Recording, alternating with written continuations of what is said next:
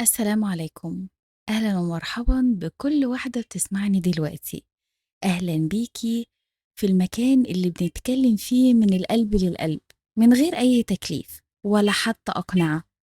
كلنا جوانا مشاعر مش بنعرف نحكي عنها، أفكار بنهرب منها، وأسئلة بنخاف نواجهها.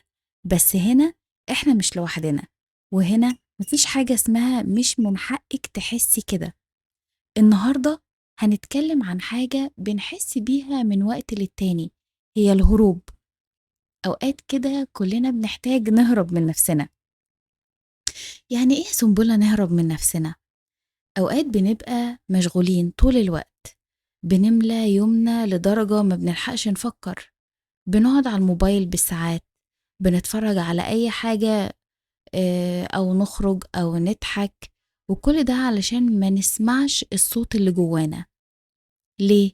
لأن المواجهة بتكون مؤلمة، لأن ساعات الحقيقة بتوجع أكتر من الكذبة اللي احنا عايشين فيها. طب يا ترى إيه أسباب الهروب؟ خوف من المشاعر مكبوتة أو بتكون قديمة، شعور بالذنب أو الندم، إحساس إننا مش كفاية، أو بس عشان احنا مش عارفين نبدأ منين. بس كل ده طبيعي، كل إنسان بيمر بلحظة هروب فيها من نفسه، طبيعي جدا. طب نواجه نفسنا إزاي؟ أول خطوة الصمت. خصصي وقت حتى لو 10 دقايق في اليوم، تقعدي في هدوء وتسمعي نفسك وتكلميها.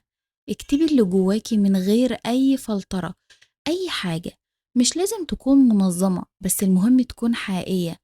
اسألي نفسك، أنا حاسة بإيه؟ إيه أكتر حاجة مضايقاني دلوقتي؟ إيه الحاجة اللي مش قادرة أقولها لحد؟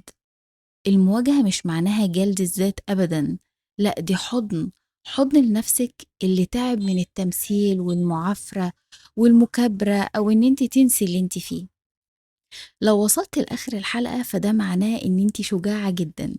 أيوة، انت شجاعة جدا، حتى لو بتعيطي، حتى لو حاسة إنك تايهة، لأنك بتسمعي لنفسك، ودي أول خطوة في طريق الرجوع ليها.